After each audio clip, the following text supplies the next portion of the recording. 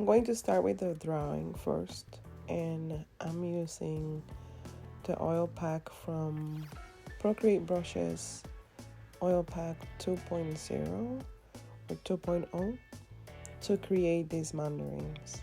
This is a very simple, yet I feel like I learn a lot by using these brushes, and I'm going to try my best to explain as best of my ability what I did to create this.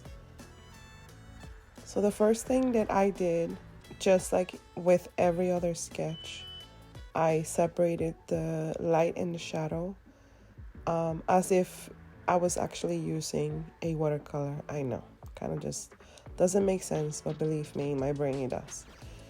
And I'm going to mark down the shadow and separate the oranges, adding some shadow onto the bottom part of where the plate is, and also rounding up part of it. I use a smooch to kind of just, if it was like an oil painting, I will be using my finger, so it's basically very similar.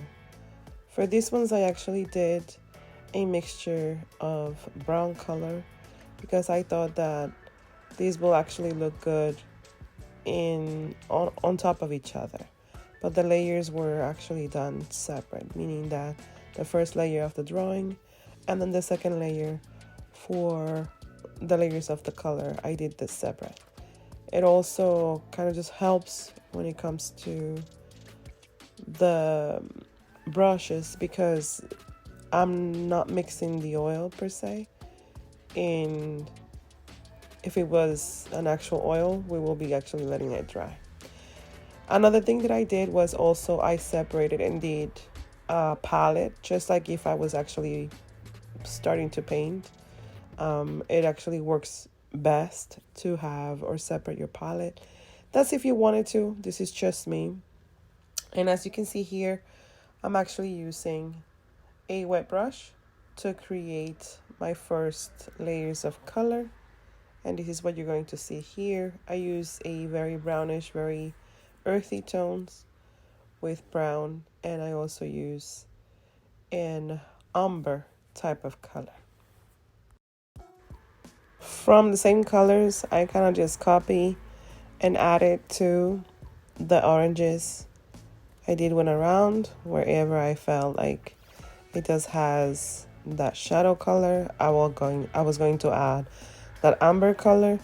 So usually when I'm painting in oils, I will be doing the same thing. I kind of just lowered the opacity to around 50 because I didn't want it to have that strong thickness as of yet, because I do sort of kind of paint in a watery consistency in the beginning if I was actually using oil paints. So I'm trying to mimic here about the same way you painting with oils, doing it with Procreate, and I think it actually came out okay. For the lights, I use basically the same. Unfortunately, the video was actually done on TikTok, so I can show, it doesn't show just a little bit, but it doesn't show the exact colors that I'm using. However, I did separate part of them onto a palette on the side, and I'm literally just using classic, which is easier for me because from there you can actually take some of the colors out. From the same palette, I really didn't move much around. Basically, I'm going to be doing this all over using the same two colors that you see on the screen and adding it as in lighter and mid-tone, shadow, highlight, and a higher tone or darker tone. It's the same color, just on a different tone. That's all. I haven't moved from the actual two colors to do this. And I thought it's almost like when you're starting an oil and you're adding that old master technique. So I thought that mimicking this way, it will have done this type of oil that I wanted to create something more realistic than just applying paint. Because it's the first time that I use these brushes, I test them as if just like if it was a regular palette. I'm testing to see the opacity, and I'm testing to see how they will feel on top of the subject. So one of the things that I actually try my best to do is I didn't use the smudger a lot, which I'm very proud of, because usually when I first started doing Procreate or using the app, I used the smudger a lot. So I felt like in this case it's just the paint and that thickness and that beautiful feel to the bristles of the brush. Not really using that smudger a lot to kind of just create. There's nothing wrong with using it. I just felt like, I cheated a lot trying to use it, and it didn't look like an oil to me. So this time I'm literally just adding part of that oil. I did use a smudger here and there on the bottom part, some parts of the painting, because it was necessary. I couldn't leave it that way, but not everywhere, which is a good thing for me, because usually I used to do the smudger a lot all over. It helps also, but I wanted to really have that feel, not the feel, but to have that look realistic of oils. We are going to do this until we are satisfied with what we see. And once I was done, I erased the two colors. But then I noticed that I wanted to create also the plates that was underneath, and kind of just make it with the same colors and see how it looked. And I saw that it was actually working. The plate is a great plate. It really doesn't have much color, and I'm using lighting from my living room. So I really don't have like the best lighting ever.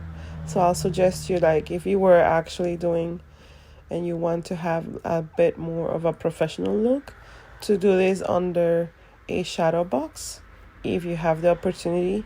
I was actually going to get a shoe box, do a little square on top, and then paint it in black, which to me basically the same thing, but it's just too small, so I might need to kind of do this later on as a DIY. That's going to be my next project.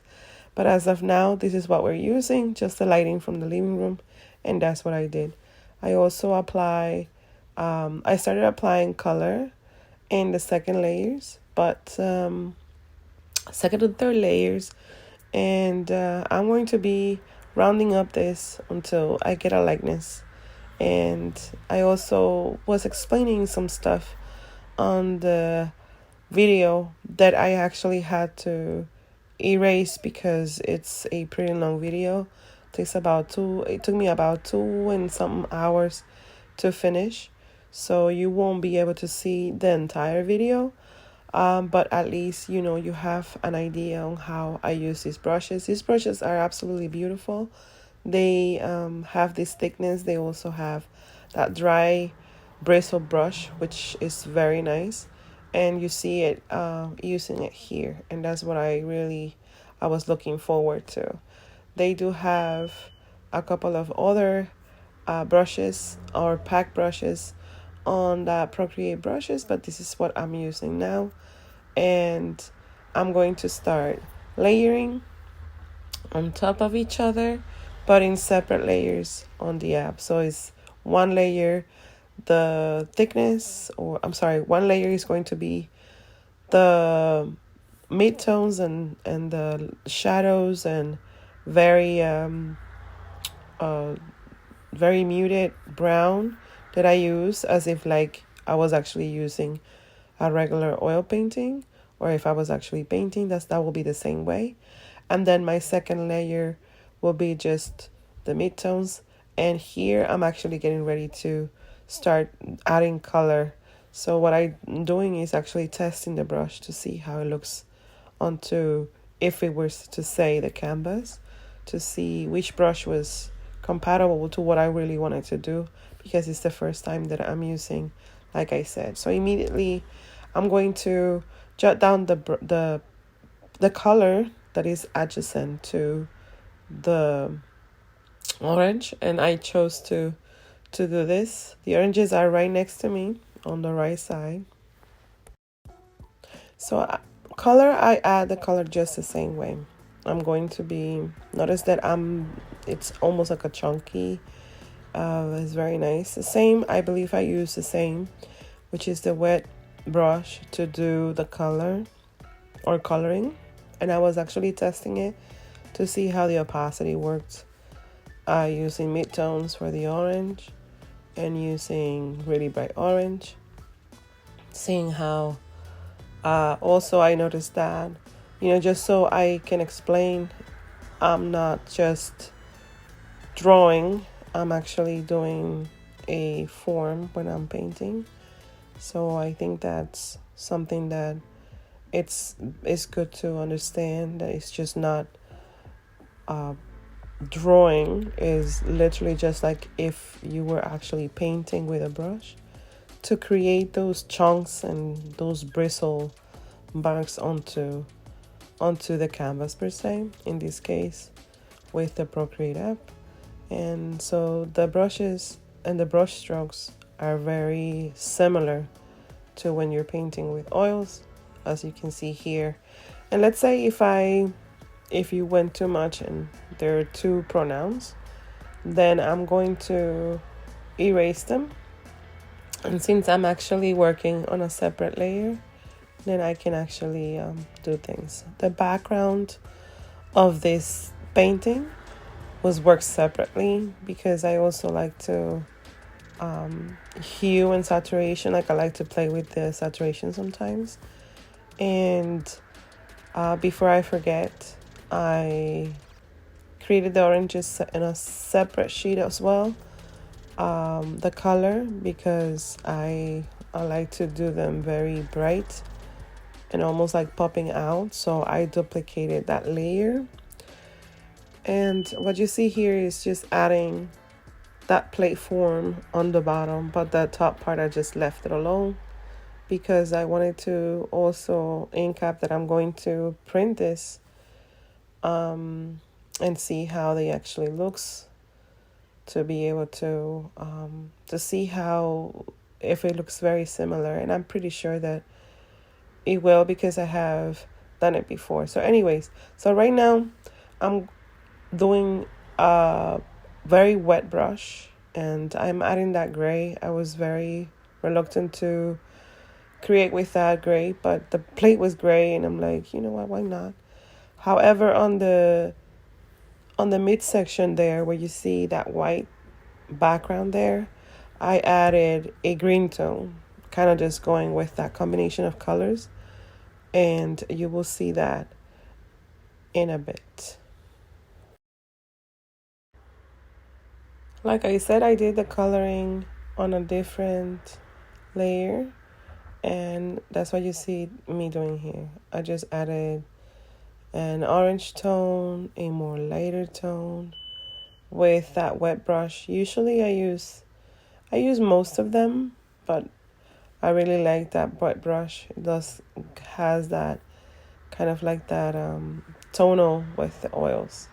Like I said, the video is not complete. I had to cut some of the clips because it's extremely long. But at least you have, a somewhat idea of what and how I created these. I'm also going to change the color that I'm going to be used next to the oranges.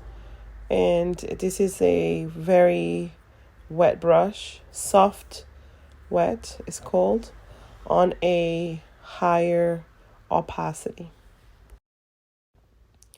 I try to start to do that green tone closer to the orange, and I also added a bit of blue.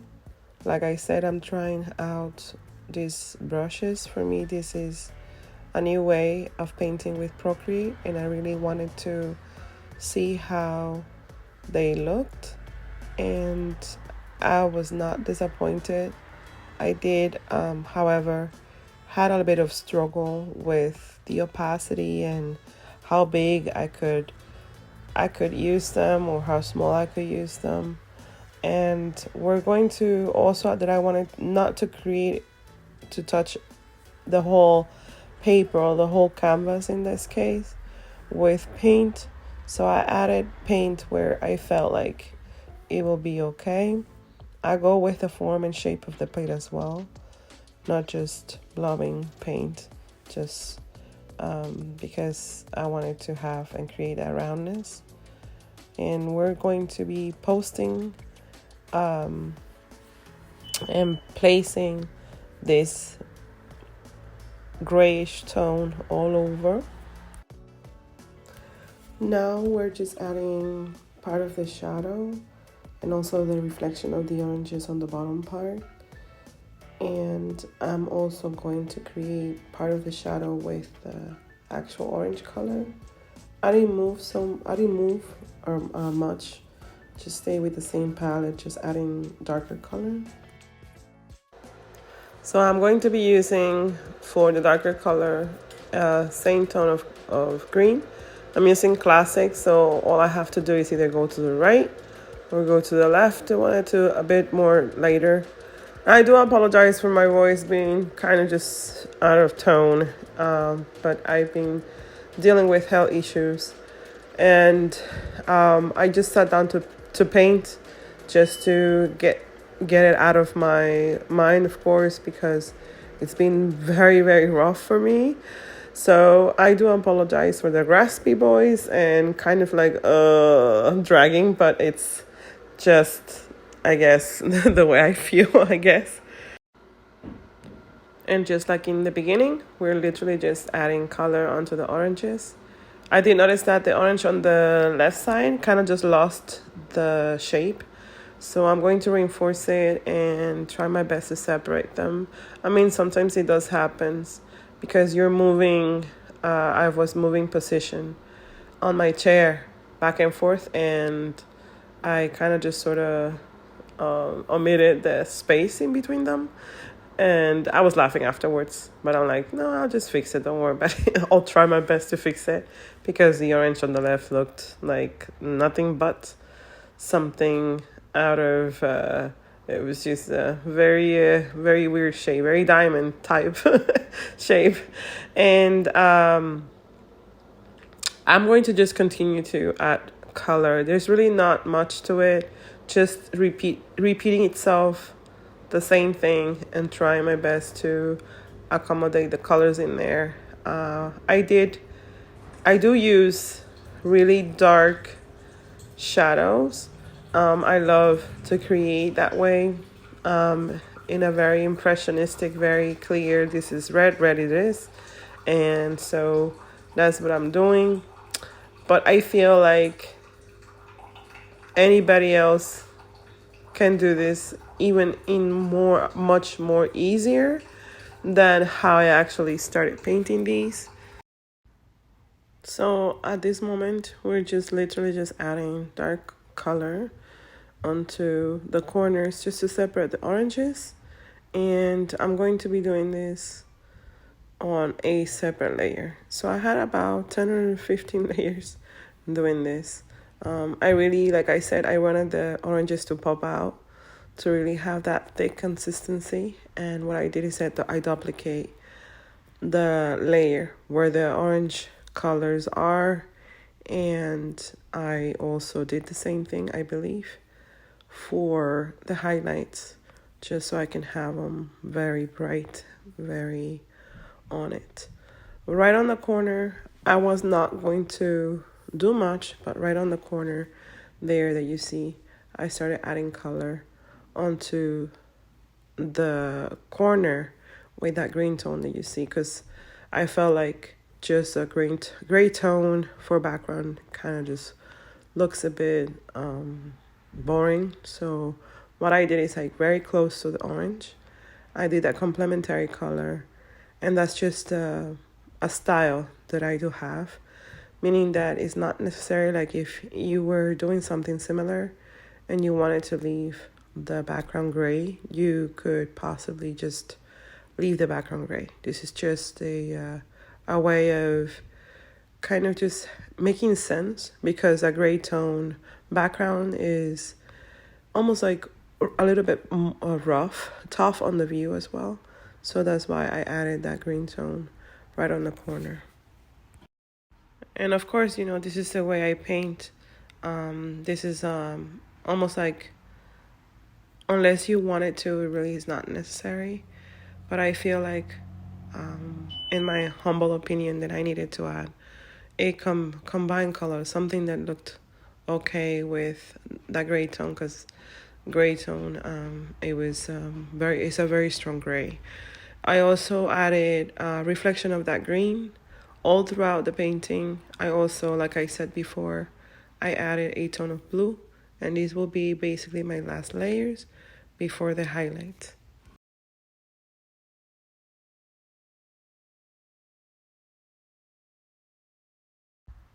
So I feel that when you're painting, when you're creating, there is always going to be a higher pitch highlight, and this is what we're doing here.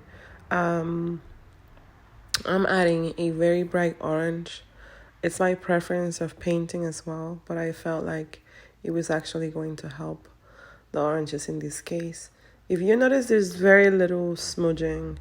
I really wanted to, like I said before, to grasp that brush stroke that the app, in this case the pack of brushes, actually does have. And I added highlights with an orange tone, and then later on you're going to see that my last highlights are very, very bright white, literally. And this is just the style of how I paint. I feel like it's almost unnecessary, basically, but this is the way I paint. Like I said, also some of the strokes were kind of too rough for my liking, so I erased them.